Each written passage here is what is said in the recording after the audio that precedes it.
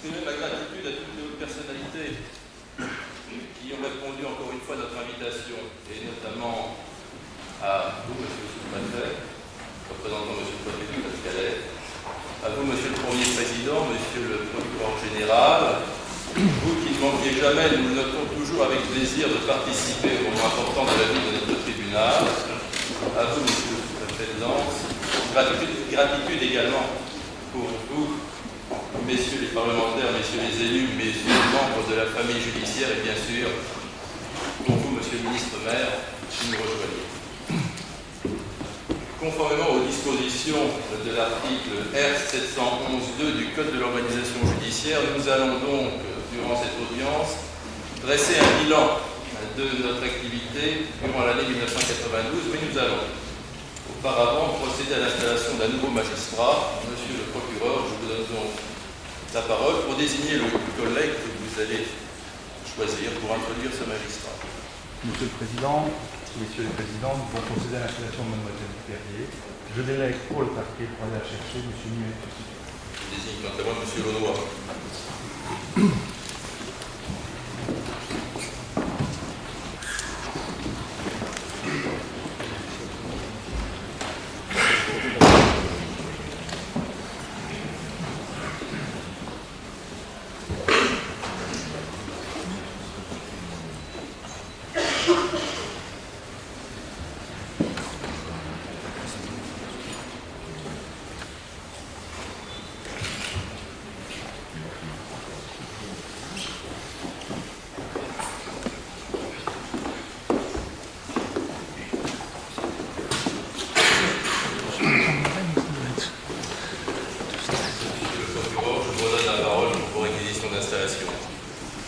Monsieur le Président, j'ai l'honneur de retirer l'installation de Mademoiselle Perrier, qui était vis-à-vis et qui vient d'être nommée premier juge au tribunal de grande instance de Béthune.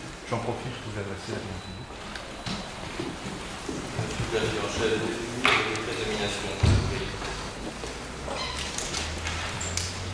Par décret du Président de la République en date du 31 décembre 1992, vu l'avis du Conseil supérieur de la magistrature, Mademoiselle Dominique Perrier, juge au tribunal de grande instance de Lille, est nommé premier juge au tribunal de grande instance de Béthune, en remplacement de M. Launois, nommé vice-président au dit tribunal. Monsieur le premier juge, je vous renouvelle les deux bienvenus et je vous invite, en vous installant, sans plus tarder, à rejoindre le siège qui vous est réservé parmi nous.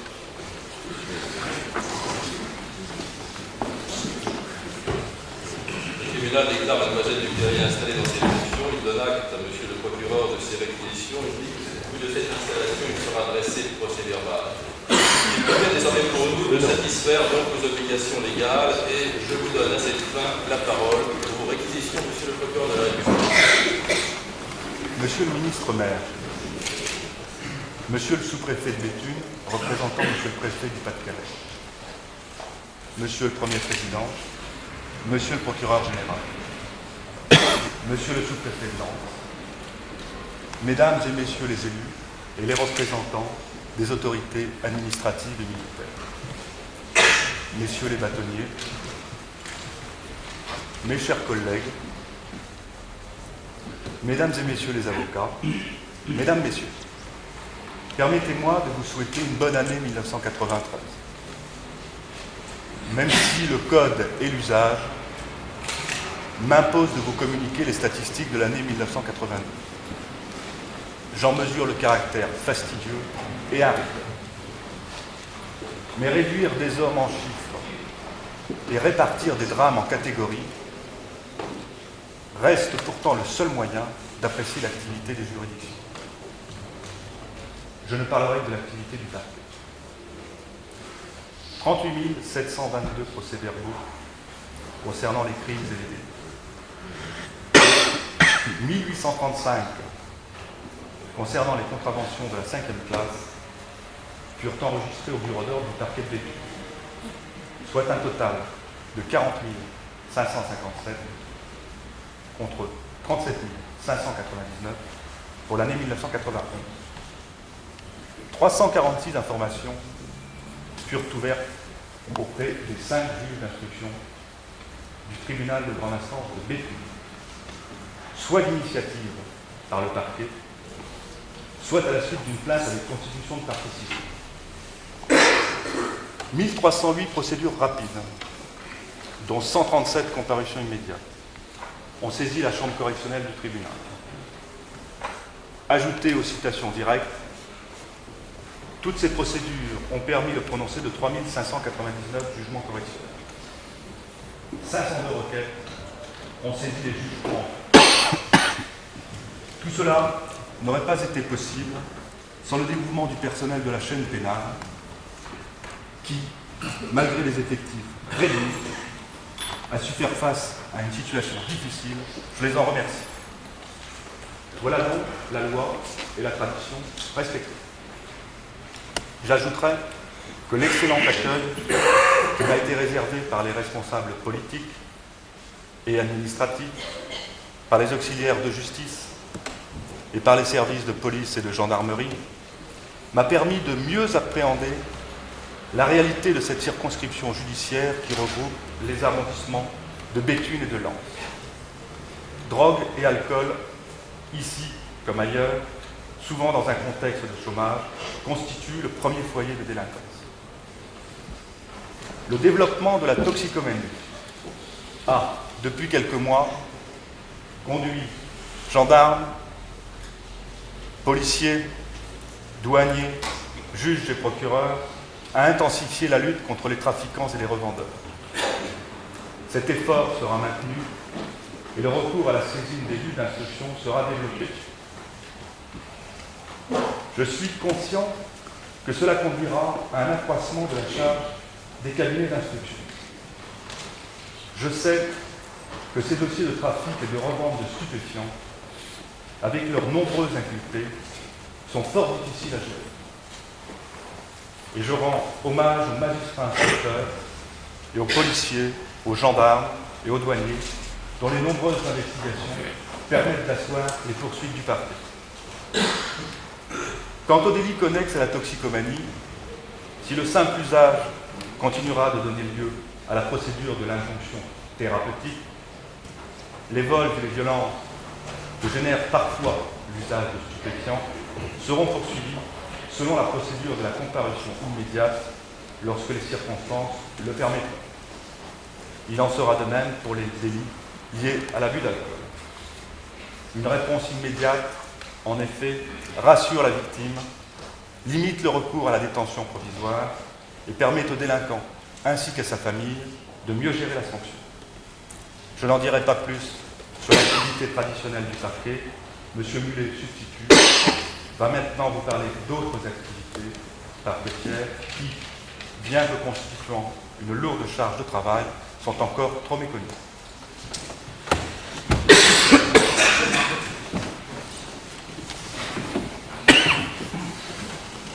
Monsieur le procureur de la République vient de présenter statistiques à l'appui un tableau d'activité du parquet de Béthune au cours de cette année 1982.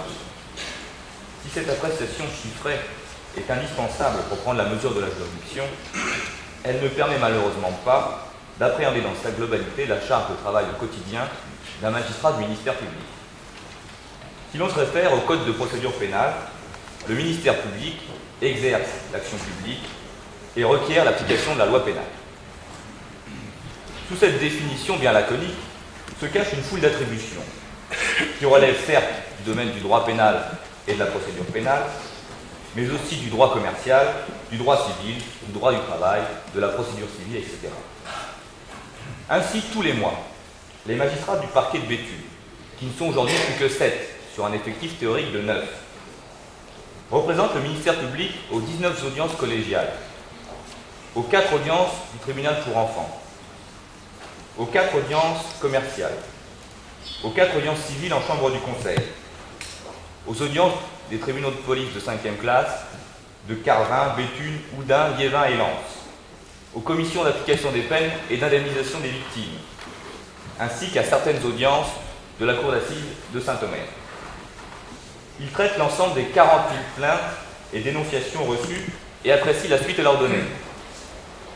Ils procèdent et font procéder, que ce soit par courrier ou lors des permanences qu'ils assurent pour 5 d'entre eux, nuit et jour, dimanche et jours fériés, à tous les actes nécessaires à la recherche et à la poursuite des infractions à la loi pénale. Cette énumération, qui peut paraître fastidieuse, n'est cependant pas exhaustive. Il vous a en effet été fait grâce des différentes tâches administratives, civiles ou commerciales. Et elle ne recouvre effectivement que les activités que l'on pourrait qualifier de traditionnelles du parquet. Cependant, si l'on se réfère à l'organigramme répartissant les différents services entre les magistrats du parquet, on découvre un rôle supplémentaire, la participation à la politique de la ville. La politique judiciaire de la ville. Voilà un concept qui aura marqué cette année 1992. Et beaucoup s'interrogent pour savoir ce qu'il recouvre précisément. Certains ont pu voir qu'il a été possible par ce biais d'obtenir des crédits et que nous avons pu largement en bénéficier puisqu'il nous a été permis de conclure des contrats emploi solidarité pour pallier en grave carence en personnel des services du parquet, d'acquérir du matériel informatique et même d'obtenir un véhicule de fonction pour lequel nous espérons aussi obtenir un jour des crédits de carburant. D'autres, comme un magistrat du parquet qui nous a quittés très récemment et qui est, je crois, ici présent, à qui j'aimerais au nom du parquet de Béthune rendre solennellement hommage, estiment qu'ils n'ont pas attendu le lancement de ce programme pour faire de la politique de la ville et prendre en compte le contexte urbain dans chaque prise de décision. Plagiant ainsi en quelque sorte la célèbre tirade du bourgeois gentilhomme de Molière pour dire « la politique c'est un peu comme la prose, on en fait sans le savoir ». En fait, c'est le 5 février 1991 que M. le garde des Sceaux a lancé les fondements de la politique judiciaire de la ville, actuellement mise en œuvre dans 13 départements pilotes, correspondant aux zones les plus urbanisées de France et dont le Pas-de-Calais fait partie. Le lancement de cette politique judiciaire répondait à 2 principaux objectifs. Premièrement, faire en sorte que la justice participe plus efficacement à l'action menée sur les quartiers et communes en difficulté. Deuxièmement, éviter la dilution de l'action judiciaire en la recentrant sur ce qui fait la spécificité de la justice. Cette dernière ne saurait en effet pallier les insuffisances familiales ou scolaires, ou répondre aux problèmes structurels tels que le chômage. Elle a par contre la responsabilité d'assurer à chacun le respect de ses droits, aussi bien en matière pénale, dans le cadre de la lutte contre la délinquance par exemple, qu'en matière civile, pour la protection de l'enfance en danger, en matière de surendettement ou de droit de la famille. Au cours de cette année 1992, nous avons répondu à ce double objectif. Au souhait de développement d'une justice de proximité par la création d'une antenne de justice à Hénin-Beaumont, à la recherche de nouveaux modes de traitement de la délinquance par la mise en place de solutions alternatives aux poursuites, les classements sous conditions, les injonctions thérapeutiques et la médiation pénale. L'antenne de justice d'Hénin-Beaumont a été inaugurée le 9 octobre dernier, après une gestation rapide, puisque le projet de convention n'avait été signé avec la mission modernisation du ministère de la Justice qu'en mai 1992. Cette antenne fonctionne dans des locaux mis à notre disposition par la municipalité d'Hénin-Beaumont, qui a par ailleurs recruté un agent contractuel chargé du secrétariat et de l'accueil du public. Il faut rappeler qu'Hénin-Beaumont, troisième ville de la circonscription judiciaire, compte une population d'environ 27 000 habitants. Qu'il s'agit d'un pôle important au regard de la délinquance et que le taux de chômage et la précarité y sont élevés. Cependant, les liaisons entre cette cité et le TGI sont difficiles. En effet, il n'y a pas de liaison directe par bus et la liaison ferroviaire impose un changement de train. La création de cette antenne a eu en conséquence pour objectif principal de développer une justice de proximité. En effet, si la justice se rend dans les palais de justice et doit continuer à y être rendue, pour autant, l'éloignement des tribunaux, des quartiers et communes les plus concernés par la délinquance rend aléatoire les actions entreprises en matière d'accès aux droits, d'aide aux victimes ou de médiation pénale, et ne permet pas de développer des relations fructueuses avec les différents partenaires locaux. L'incompréhension manifestée par la population de certains quartiers face à l'activité des services chargés de l'application de la loi en est parfois la conséquence. L'antenne de justice permet l'accueil, l'aide et l'information des justiciables d'Hénin-Beaumont grâce à des permanences régulières de l'association départementale des deux victimes, de l'association socio-éducative de contrôle judiciaire, du service éducatif auprès du tribunal, du comité de probation et d'assistance aux libérés, du juge d'instance et du greffier en chef du tribunal d'instance de Carvin, de M. Gruson, conciliateur, du juge des enfants territorialement compétent et du parquet. Contrairement à la pratique de certaines antennes ou maisons de justice, il n'y a pas eu de véritable déconcentration parquetière au niveau du secteur concerné. Le substitut chargé de l'antenne se rend jusqu'à ce jour, une fois par semaine, le mercredi matin, à Hénin-Beaumont, pour recevoir les justiciables qui ont souhaité le rencontrer et pour traiter localement les procédures simples qui n'ont pas été traitées dans le cadre de la permanence. Celle-ci donne alors lieu soit à des convocations par OPJ, soit à des classements sous condition ou rappel à la loi, ou alors à des suppléments d'enquête confiés au service éducatif ou à l'association socio-éducative de contrôle judiciaire. Malheureusement, même si les moyens matériels nécessaires à la réalisation de cette entreprise existent aujourd'hui, cette justice de proximité est coûteuse en hommes et elle ne doit pas porter préjudice à la justice traditionnelle sur dossier et au reste de la juridiction. C'est pourquoi, en raison des difficultés actuelles, la permanence à Hénin-Beaumont d'un magistrat du parquet sera un luxe que nous ne pourrons plus nous permettre d'assurer à intervalles aussi réguliers. Aussi, si un traitement local des procédures pourra et devra être maintenu, la fréquence de la présence d'un substitut à Hénin-Beaumont deviendra provisoirement bi-hebdomadaire. Après un trimestre de fonctionnement, un premier bilan peut être établi. Et si l'antenne de justice a eu dans un premier temps un peu de mal à se faire connaître, on peut être très satisfait aujourd'hui de l'activité actuelle. Ainsi, entre début octobre et fin décembre, 410 personnes ont été reçues à l'antenne de justice. Elles ont toutes été reçues individuellement par la secrétaire qui les a orientées soit vers les permanences à Hénin-Beaumont, soit vers les permanences du tribunal de grande instance pour les affaires plus complexes. Certaines requêtes, telles que les demandes d'aide juridictionnelle, ont pu être traitées immédiatement grâce à l'aide de la secrétaire. Durant ce seul trimestre, Mme Marmelin, juge des enfants, et M. Potier, juge d'instance de Carvin, ont reçu respectivement 60 et 70 personnes au cours de leurs audiences à Hénin-Beaumont. Chaque permanence accueillant quant à elle, en moyenne, 30 à 40 personnes. C'est donc à un besoin véritable qu'a répondu la création de cette antenne de justice.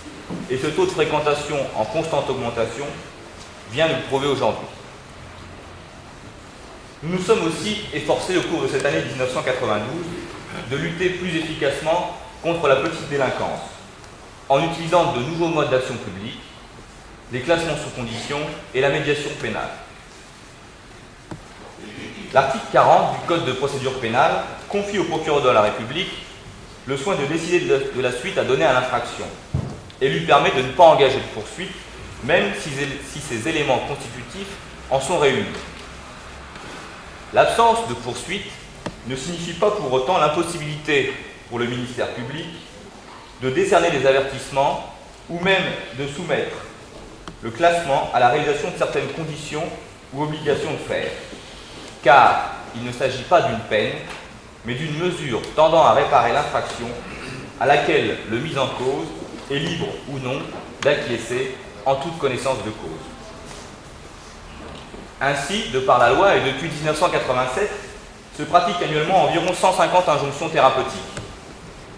Ces avertissements, notifiés en personne par le substitut chargé du service aux personnes ayant fait un usage illicite de stupéfiants, donnent lieu à un classement sans suite lorsque ces personnes se sont conformées au traitement médical qui leur a été prescrit et l'ont suivi jusqu'à son terme. Certains classements sans suite sont en outre assortis d'un avertissement décerné aux mises en cause, soit par les services de police, soit directement par le substitut. Le mis en cause est alors averti que l'affaire est provisoirement classée sans suite, mais qu'en cas de nouvelle infraction, elle sera reprise et jointe aux poursuites. Depuis juin 1992, 100 mineurs ont ainsi été convoqués à des audiences de rappel à la loi en présence de leurs civilement responsables. Pour 80% d'entre eux, il y a eu directement classement sans suite après rédaction d'un procès verbal signé par le mineur, ses parents et le substitut. Pour 9 autres, ce classement n'a eu lieu qu'après la justification de l'indemnisation des victimes. Pour les 11 derniers, le juge des enfants a été saisi directement après l'audience, soit en matière pénale, soit en matière d'assistance éducative. À ce jour, seulement 2 d'entre eux ont fait l'objet d'une nouvelle procédure pour une nouvelle infraction. Une audience de rappel à la loi a également eu lieu à l'antenne de justice d'Hénin-Beaumont. 17 mineurs y ont été reçus. Il est cependant nécessaire que des plaintes ne soient pas classées sans suite en raison du peu de gravité de l'infraction, alors même que la réparation du préjudice n'est pas assurée.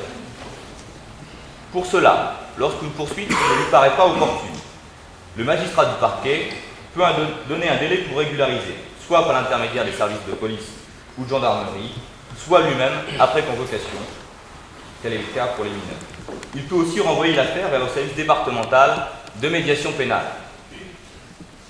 C'est là le domaine privilégié des conflits familiaux, des conflits de voisinage et des violences réciproques, qui, non traités ou maltraités, sont susceptibles de dégénérer rapidement, alors même que les engagements contractuels peuvent les pallier.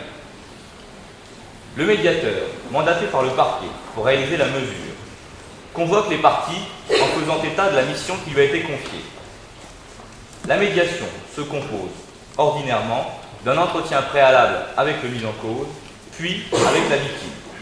Ensuite, d'une ou plusieurs rencontres entre les parties, sauf bien sûr si le contexte particulier de l'affaire s'y oppose. Dès que le constat d'accord a été établi, le médiateur accompagne le déroulement de la mesure. L'importance et la durée de son travail variant évidemment selon la nature du conflit et les obligations mises à la charge de l'auteur. Lorsqu'il constate son impossibilité à poursuivre son action ou qu'il considère la mesure comme terminée, il adresse un rapport définitif au procureur de la République. Dès lors que la médiation pénale a atteint son but, l'affaire est classée sans suite. En cas d'échec, le ou les mis en cause seront renvoyés devant la juridiction compétente.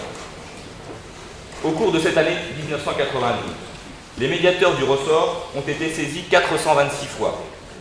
Ces saisines ont donné lieu à 55% d'accords, à 36% d'échecs, 9% étant encore en cours de traitement. Un décret du 5 novembre 1992 prévoit dorénavant un financement spécifique sur frais de justice des missions de médiation pénale. Cette juste rémunération des médiateurs, qui pour certains d'entre eux agissaient de façon tout à fait bénévole. et la création récente d'une association regroupant l'ensemble des médiateurs et conciliateurs du Pas-de-Calais va permettre d'augmenter le recours à de telles mesures. Traiter rapidement, localement et de façon appropriée les affaires simples grâce à une meilleure connaissance du contexte et une présence accrue sur le terrain, tels sont les objectifs de l'antenne de justice d'Hénin-Beaumont. Responsabiliser l'auteur de l'acte et prévenir ainsi sa récidive. Réparer immédiatement le dommage causé à la victime. Réconcilier le cas échéant les deux parties, tels sont ceux impartis au classement sous condition et à la médiation pénale. Des objectifs qui, malgré la pénurie de moyens, seront poursuivis au cours de l'année à venir, même s'ils ne figurent pas dans ces statistiques qui sont censées rendre compte de notre activité. Je vous remercie, Madame le substitut. Avant de vous présenter notre juridiction en matière civile, je souhaite que, brièvement, Monsieur le vice-président Liénard vous présente les activités d'une chambre spécifique dans notre tribunal, la chambre commerciale.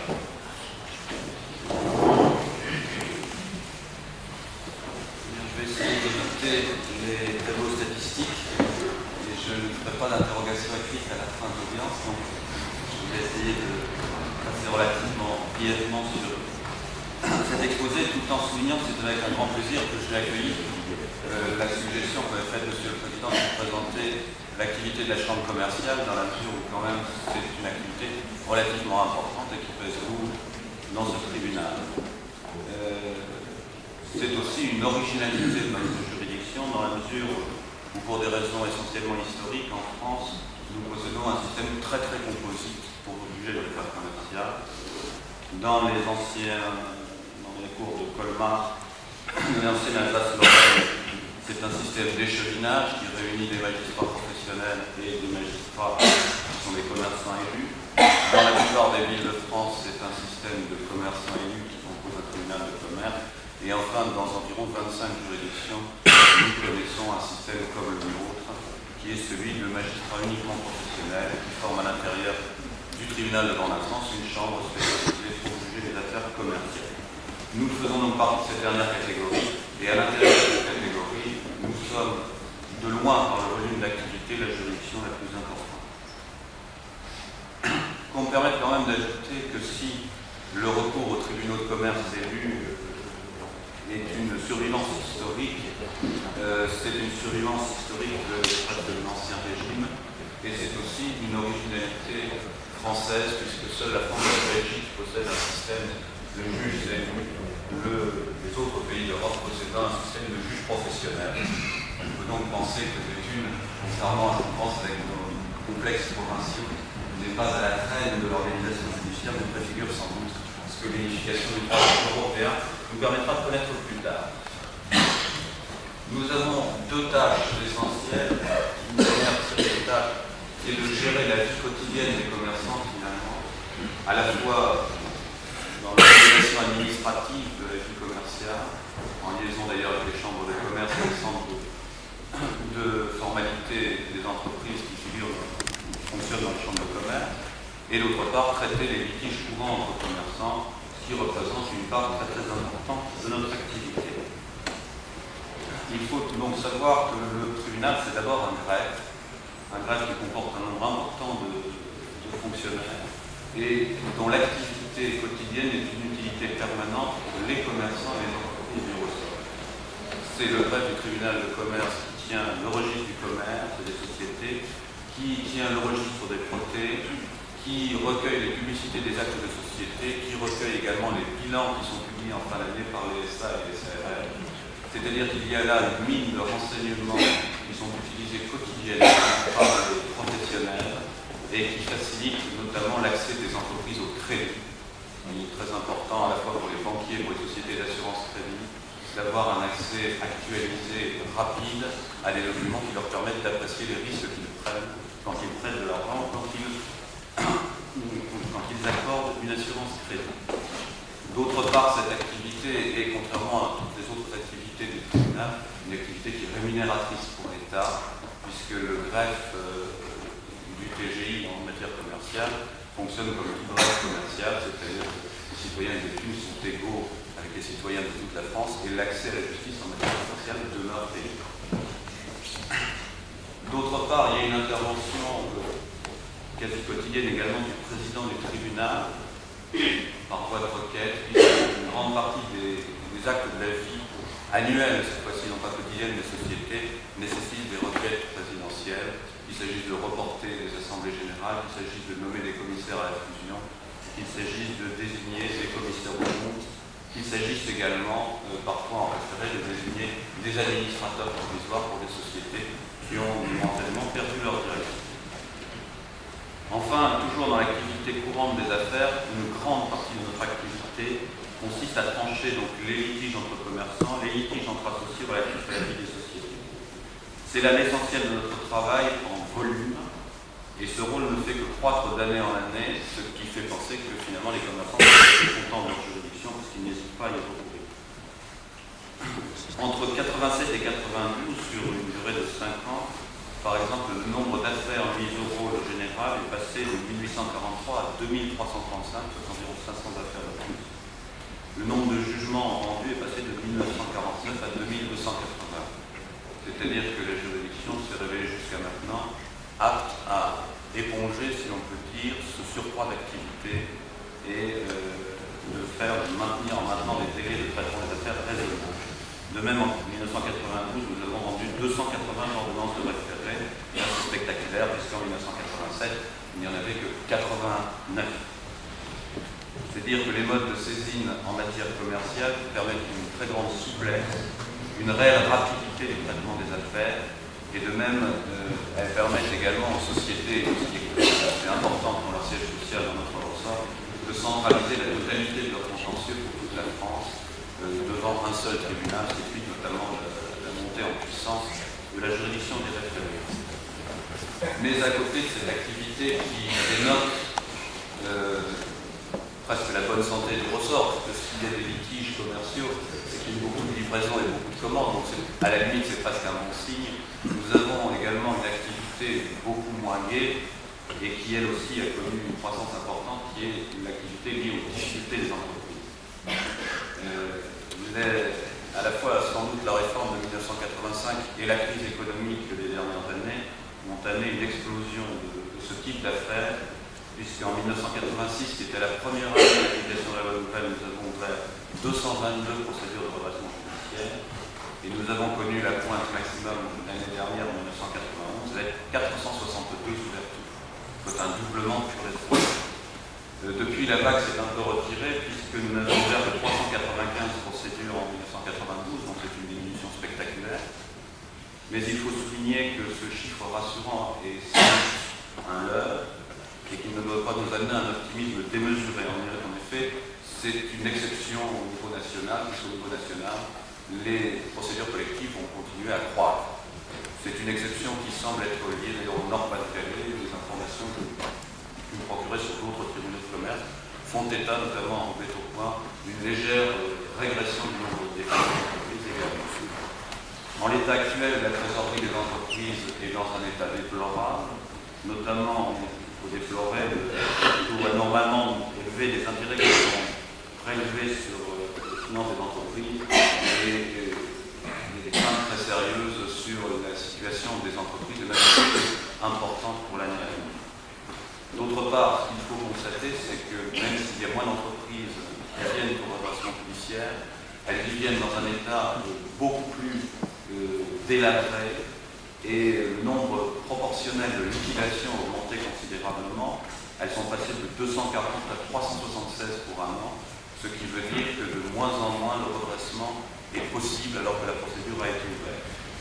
Les plans de redressement sont très rares, on en a fait 40 en 1992, et bien souvent leur durée de vie ne dépasse pas 2 à 3 ans. Par exemple, on en a résolu 11 en 1992. Alors il y a des branches entières d'activité qui se délitent. Je pense au petit commerce, notamment au petit commerce d'alimentation. Je pense aux difficultés chroniques de branches entières comme la géographie, la confection, à la disparition de toutes les activités secondaires qui avaient été suscitées par l'activité des houillères, les houillères, comme on dit ici, et enfin à une mortalité tout à fait impressionnante des entreprises de bâtiment, extrêmement rapides et qui en général ont des effectifs considérables, surdimensionnés d'ailleurs par rapport au chiffre d'affaires. Enfin, on note un changement qualitatif. J'ai constaté constatait une certaine inquiétude dans les 3 derniers mois, l'apparition de dépôts de bilan, comme on dit vulgairement, de dépôts de bilan d'entreprises importants qui étaient, contrairement à ce qui se passait avant, des entreprises bien gérées, c'est-à-dire que c'était des situations qui étaient plutôt confortables, ou en tout cas honnêtes, des ratios tout à fait honorables, mais qui se trouvent face à une disparition pure et simple des marchés. Donc une absence totale de commande, il y a là un sujet d'inquiétude important, puisque tant que ce sont les entreprises mal gérées qui meurent, on peut s'en faire une raison en disant que c'est un peu la justice immanente du monde des affaires, quand il s'agit de voir disparaître des entreprises bien gérées, relativement modernes et à une structure financière saine, il y a lieu là de s'inquiéter sérieusement. Face à cette situation préoccupante, on peut espérer une amélioration dans 2 directions. La première ne dépend ni de vous ni de nous, c'est une amélioration de la conjoncture, et on peut tous l'espérer. La deuxième, c'est de mobiliser les énergies de tous, c'est-à-dire des élus, des administrations publiques, du tribunal. Il s'agirait de développer résolument une politique de détection et de prévention des difficultés des entreprises. Beaucoup parmi nous dans cette salle ont des éléments d'information, ont, comme nous d'ailleurs, des bribes de pouvoir demandées de l'autorité de l'État. Chacun a son information, ses moyens d'action, chacun dans son domaine fractionnel. La loi du 1er mars 1984, par exemple pour le tribunal, permet de mettre en œuvre une procédure de règlement amiable qui a l'avantage d'être secrète et d'éviter toutes les publicités désastreuses liées aux relations judiciaires. Mais elle ne peut être mise en œuvre que si les chefs d'entreprise prennent l'initiative de la demander.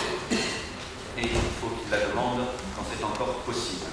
Il y a là un travail de détection, d'information à faire. Le tribunal dispose des moyens juridiques pour aider, il ne dispose pas toujours des moyens de détection et surtout des moyens d'information. De ce point de vue, le monde des affaires est vraiment cruel d'information et il est nécessaire de détecter au plus vite les difficultés et d'orienter les entreprises concernées vers ces procédures de conciliation. Pour cela, il faut une collaboration de tous les intervenants, les chambres de commerce, les élus, les administrations fiscales et sociales, les établissements bancaires, le tribunal. Dans cet esprit, nous avons commencé à travailler en partenariat avec les chambres de commerce notamment, un projet en cours d'élaboration d'études, en tout cas avec la chambre de commerce de Lens. Et chaque fois que nous pouvons, nous participons à tout ce qui a été mis en œuvre, notamment le gouvernement a mis en œuvre sous l'autorité des sous-préfets, des cellules d'alerte fonctionnant au sein de chaque sous-préfecture. Donc un travail de détection, un travail d'information, et à ce prix peut-être, nous pourrons trouver suffisamment de confiance auprès des établissements bancaires pour soutenir ces trésoreries qui sont à l'heure actuelle dans un état critique.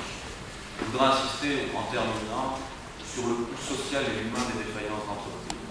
Un chiffre pour 1990, le passif cumulé de toutes les faillites en France, c'était en novembre 90, il restait encore un mois à payer, c'était quand même de 100 milliards de francs. C'est une perte sèche de toute l'économie. Ce passif, il faut y ajouter le coût des licenciements qui est supporté le plus souvent par la CEDIC, dont on connaît à l'heure actuelle la situation financière difficile. Et il s'accumule en plus de façon tout à fait exponentielle dans les tout derniers mois d'exploitation. C'est-à-dire qu'une intervention 3 mois, 4 mois, 6 mois avant le dépôt de bilan pourrait permettre de diminuer sans doute de moitié les passifs. D'autant plus qu'il y a, à côté de ce coût économique, un coût social dans la situation d'emploi très précaire que nous connaissons. Chaque fois à l'heure actuelle que nous licencions un salarié dans une entreprise en difficulté, chaque fois que nous liquidons un petit commerçant, ça se fait souvent, nous ne sommes pas sûrs qu'il ne va pas entrer dans cette spirale de l'exclusion qui semble caractériser les années récentes et qui mène à des états qu'on a pu déplorer récemment, ces gens qu'on trouve sans abri. Je pense notamment aux petits commerçants qui, en perdant leur fonds de commerce, ferment aussi leur domicile. Il y a donc un coût social, un coût humain, un coût économique, et il est tout à fait nécessaire et urgent que nous œuvrions de concert pour obtenir un changement des mentalités. C'est vrai que la prévention, c'est une fonction traditionnelle des juridictions commerciales. C'est vrai que malheureusement cette fonction, si elle est traditionnelle, n'occupe pas une part importante de l'activité. C'est dommage. Il y a là des possibilités d'action juridique et je crois que c'est par une collaboration de tous les intervenants y compris d'ailleurs du secteur privé, du secteur bancaire, qu'on peut arriver à détecter, à orienter et peut-être à sauver un certain nombre d'entreprises. Étant entendu qu'à l'heure actuelle, il ne s'agit plus, malheureusement, dans la situation actuelle, de créer des activités nouvelles, mais d'essayer de sauvegarder celles qui existent déjà. Bon, merci de votre attention.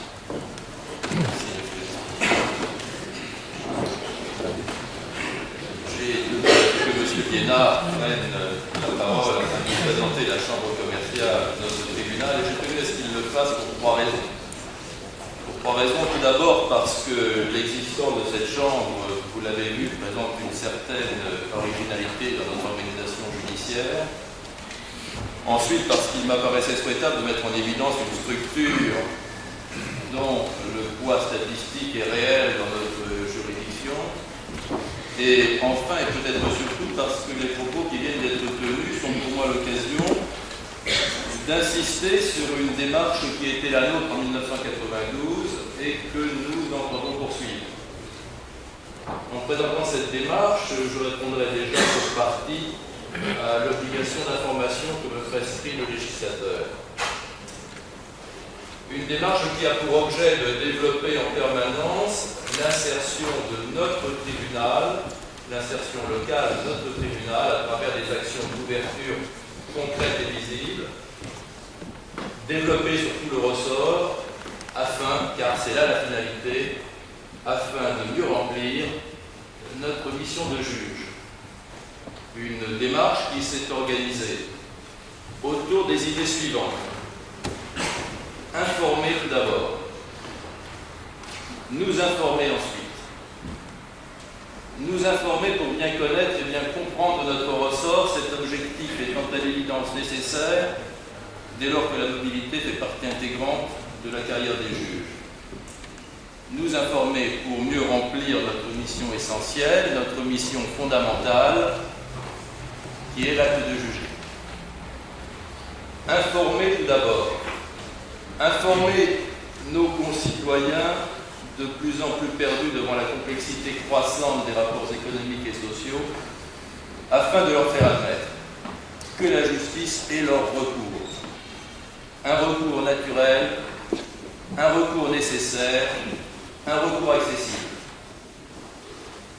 Développer la présence judiciaire dans le ressort, favoriser l'accessibilité à la justice, c'est la finalité que nous avons entendu donner notamment aux opérations dites de justice de proximité dont vous a parlé M. Mullet à l'instant, qui ont été menées en 1992 en créant une antenne de justice à Hénin-Beaumont, en améliorant les conditions d'accueil, en nous attachant également à développer notre réseau de conciliateurs dans les cantons. Informer d'abord, nous informer aussi. C'est l'objectif que remplissent ainsi les magistrats de la Chambre commerciale lorsqu'ils travaillent en collaboration avec les chambres de commerce et d'industrie de Béthune et de Lens et lorsqu'ils animent des sessions de travail destinées à rappeler, par exemple, que la loi du 1er mars 1984 donne à l'autorité judiciaire des moyens de prévenir et de régler de façon amiable certaines difficultés rencontrées par les entreprises. Nous informer, c'est aussi l'objectif qui anime juge d'instance, juge des enfants, parquetier lorsqu'ils participent conjointement avec l'Éducation nationale à des opérations destinées au mois de juin dernier à Béthune, dans quelques semaines, cet hiver à Hénin-Beaumont, à des actions destinées à mieux faire connaître aux chefs d'établissement et aux enseignants de l'institution judiciaire son fonctionnement, sa finalité, ou lorsqu'ils s'adressent directement ou indirectement aux citoyens de demain, que sont les élèves, en s'attachant à leur faire admettre que la vie sociale est faite de droits, mais aussi d'obligations, et que l'institution judiciaire est un recours nécessaire à la reconnaissance de ces droits et à la solution des litiges. Informer, nous informer, c'est aussi le but recherché lorsque des magistrats participent autour des élus. Les conseils communaux de prévention de la délinquance, structure sans doute importante au développement harmonieux de la vie locale et auxquels les chefs de partie de juridiction entendent d'ailleurs participer personnellement désormais. Informer. Nous informer, c'est encore l'objectif qui est recherché par notre Conseil de justice pénale, créé par les magistrats de la Chambre correctionnelle à Fin.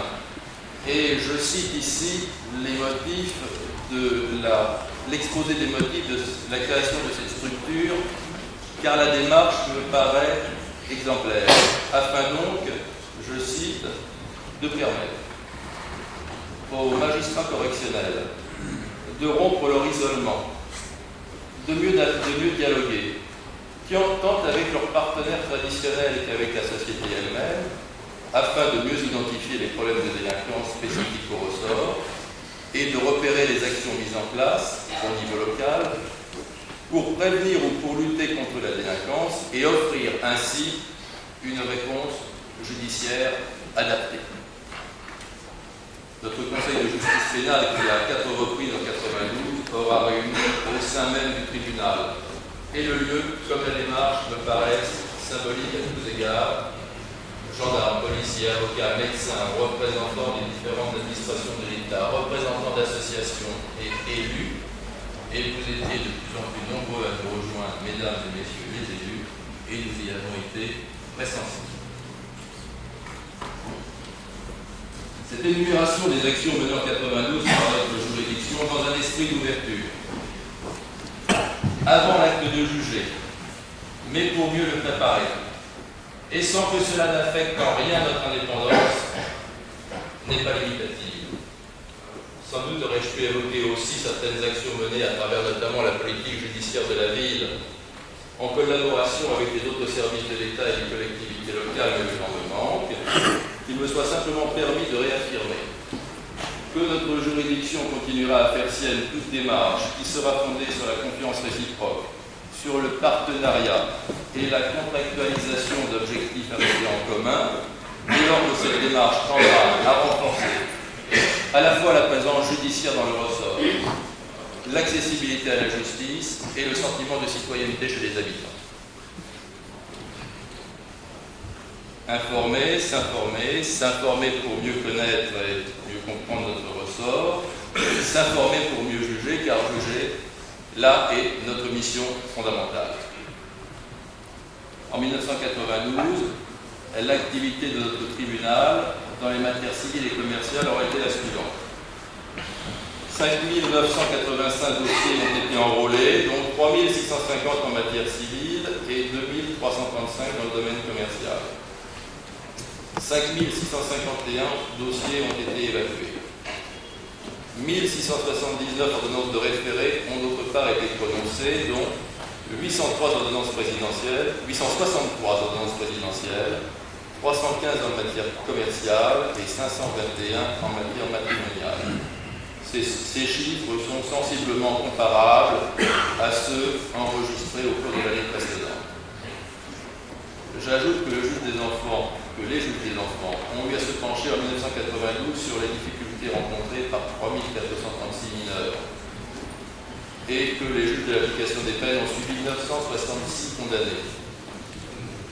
Nos délais d'évacuation en matière civile et commerciale sont actuellement de 10,3 mois par dossier en moyenne. Ils sont de ce fait inférieurs à la moyenne nationale. Pourtant, ces résultats ont été difficiles à atteindre. Car notre greffe aura connu cette année, à nouveau, d'importantes difficultés de fonctionnement liées tant à l'inadaptation bien connue de nos locaux qu'à la pénurie de nos effectifs. Et ainsi, à l'heure où je vous parle, 12 postes de fonctionnaires sont vacants, ce qui représente un peu plus de 11% de nos effectifs budgétaires. J'ajoute que 12 à 15% des postes de magistrats du siège sont en permanence demeurés vacants en 1992. Malgré cette situation défavorable, notre juridiction se sera donc attachée, sous votre autorité et forte de votre action, Monsieur le Premier Président, Monsieur le Procureur Général, à maintenir le cap. Il me soit donc permis d'en féliciter chaleureusement l'ensemble des magistrats et des fonctionnaires de ce tribunal qui ont su relever le défi et maintenir le désirable. Vous ayant énoncé les grandes tendances de l'action menée par notre tribunal en 1992 et aussi les principaux résultats statistiques, j'ai ainsi, je crois, rempli l'obligation d'information que me prescrit chaque année le législateur. J'en aurais terminé lorsque je vous aurai salué, Monsieur le bâtonnier Fougnier. Monsieur le bâtonnier Fougnier, vous venez, après 2 années d'exercice, de céder le bâtonnat. Nous avions pris nos fonctions ensemble dans les premiers jours de janvier 91. Nous avions d'office construit nos relations sur des bases simples, celle de la concertation, du dialogue constant, de la confiance, du respect mutuel, avec toujours une volonté commune de résoudre les problèmes sans tarder. Ce que vous avez appelé une méthode de travail, notre tribunal la pratique désormais régulièrement avec les autres auxiliaires de justice, avec les huissiers, que nous rencontrerons d'ailleurs dès lundi prochain pour travailler à la mise en place de ce nouveau juge d'exécution. Avec le notaire aussi, avec lesquels le réunion de travail est déjà prévu au mois de février. Qu'il me soit permis pour conclure, et avant de vous donner la parole, Monsieur le bâtonnier Billard, de me tourner vers vous, vous qui très symboliquement avez choisi d'être accompagné des jeunes avocats qui viennent de prêter serment. Je me tourne vers vous afin de vous féliciter à nouveau de votre élection et de vous redire ma volonté farouche de concertation et mon entière disponibilité. Car nous savons, Monsieur le bâtonnier, que l'existence de relations harmonieuses entre une juridiction et son barreau sont, au-delà de toutes les mesures qui peuvent être prises par ailleurs, la condition première, essentielle, peut-être fondamentale, pour que puisse être rendu ce à quoi nous œuvrons tous, une justice de qualité, une justice humaine, une bonne justice. Monsieur le bâtonnier Billard, vous avez la parole. Monsieur le Président, permettez-moi de vous remercier pour ces mots particulièrement chaleureux que vous venez de m'adresser. Ils me vont droit au cœur. Je n'en ajouterai pas plus. Je voudrais également prier les très nombreuses personnes qui sont derrière moi, à qui je tourne le dos, de bien vouloir me pardonner cette indélicatesse. Mais sachez que ce désagrément, je le partage, puisque vous voyez, devant moi, 6 personnalités également tournent le dos. Et il est bien évident que cela, ni de leur part, ni de la mienne, n'est volontaire. Madame le Premier juge, au nom du barreau, je tiens à m'associer au souhait de bienvenue qui vient d'être exprimé. Je le fais avec sincérité et avec chaleur. Avec sincérité car j'imagine les contraintes que rencontre un magistrat, éternel oiseau migrateur, contrainte dans la recherche d'un équilibre personnel, souvent remis en question par des mutations. Nous en sommes entretenus il y a un instant. Je le fais également avec chaleur car vous trouverez ici, et ce ne sont pas devant nous, un climat dans lequel baignent les relations magistrats-avocats. Ce climat est la démonstration de ce que Monsieur le Premier Président décrivait récemment, une attitude empreinte de correction et de considération pour la personne de son interlocuteur ou de son contradicteur. Je me félicite personnellement de ce climat et je serais heureux qu'il se perpétue sous mon bâton. Madame le Premier juge, j'espère, et je prends d'ailleurs le pari qu'un jour, le plus loin possible, quand vous évoquerez votre passage à l'étude, ça ne sera peut-être pas avec des regrets, mais ça sera peut-être avec une certaine nostalgie. Pour nous permettre de lier plus rapidement connaissance, permettez-moi de vous présenter le barreau auquel je suis fier d'appartenir. Ce barreau est en 1993 composé de 63 avocats. Il a connu cette année 3 départs. D'abord, le départ de Maître Chotti, ancien conseil juridique, avocat à nouvelle profession, pendant malheureusement une seule et trop courte année. Maître Chotti a été immédiatement élu au Conseil de l'Ordre, où il a pu faire apprécier les qualités d'un homme pour lequel l'adjectif de sage vient immédiatement à l'esprit. Départ également du bâtonnier Lubrano, bien plus connu, certes.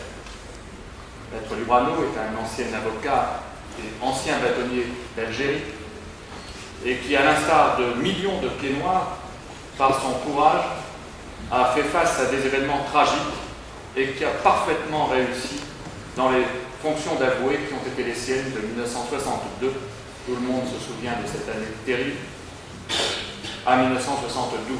1972, c'était une première réforme de notre profession, et par le fait même, Maître Lubrano est redevenu avocat, toujours avec le même bonheur.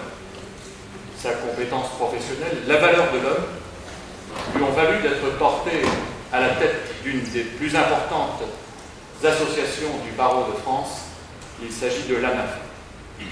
À tous deux, je souhaite, selon la formule consacrée, une longue, heureuse et paisible retraite. Ce n'est pas sans un serment de cœur que j'évoquerai la mémoire du bâtonnier Guy Luy. Magistrat, puis avocat, notre confrère s'est effondré en plaidant devant la cour d'assises du Pas-de-Calais. Son âge aurait certes commandé qu'il prenne du repos, ou à tout le moins qu'il évite les angoisses, la tension, le stress que présente tout procès d'assises. Tenter d'en convaincre le bâtonnier Guy Luy aurait été peine perdue. Toujours prêt à s'enflammer pour une cause qu'il avait faite sienne, lui qui était d'un abord si paisible, était un redoutable contradicteur. Je peux personnellement témoigner. Bâtonnier Guy Luy, vous avez une mort glorieuse, n'ayons pas peur des mots. Une mort qui seule a pu réduire l'avocat que vous étiez au silence. Sachez que votre souvenir est toujours présent dans nos cœurs et que nous vous garderons en exemple. 3 départs, 5 arrivées, chiffre record d'un millésime certes abondant, mais également de qualité. Avec votre aimable autorisation, Monsieur le Président, je demanderai, puisqu'il n'y a pas de protocole judiciaire pour l'installation de nouveaux avocats, je demanderai à mes 5 jeunes confrères de bien vouloir se présenter individuellement.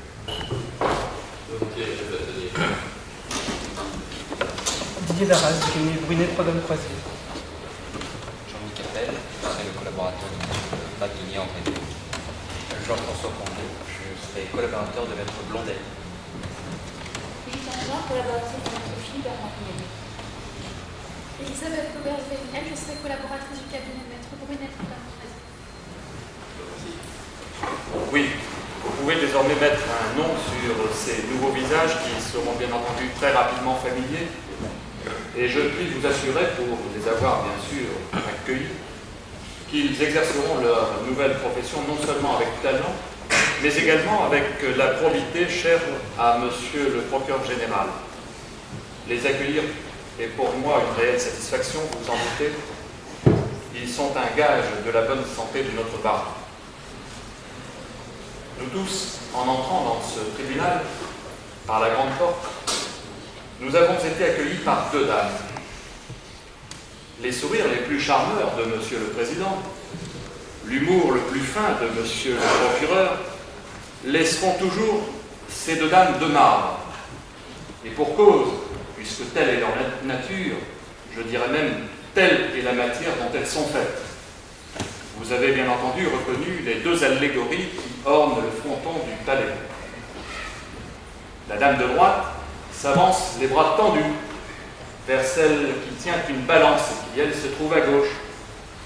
De mauvais esprit, mais il n'en a pas ici, aurait pu imaginer qu'il s'agisse d'une allusion à la place du marché toute proche et que cela représente la scène d'une cliente un petit peu somnambulesque et qui irait rencontrer une marchande de légumes qui elle-même tient sa balance pas du tout. Vous savez bien, il s'agit de 2 représentations de la justice façon entre-deux guerres, à une époque où ce bâtiment, dont le regretté président Perrault disait qu'il tenait autant de la piscine que du casino, à l'occasion donc de l'édification de ce palais, on a pu écrire des formules sur ce fronton telles que Duralex, Sedlex, et à l'époque, on pouvait également utiliser des maximes telles que le glaive de la justice n'a pas de fourreau. Tout ceci, pour reprendre une expression à la mode, nous paraît quelque peu obsolète. Les esprits, et c'est heureux, ont progressé et de toute façon, ils ne pouvaient en être autrement. Malheureusement, l'intendance, elle, n'a pas toujours suivi. Et pour ma part, je suis persuadé que si les critiques pleuvent sur cette malheureuse justice en permanence, il suffit d'ouvrir n'importe quel poste de télévision pour entendre ce genre de critiques, ouvrir n'importe quel journal.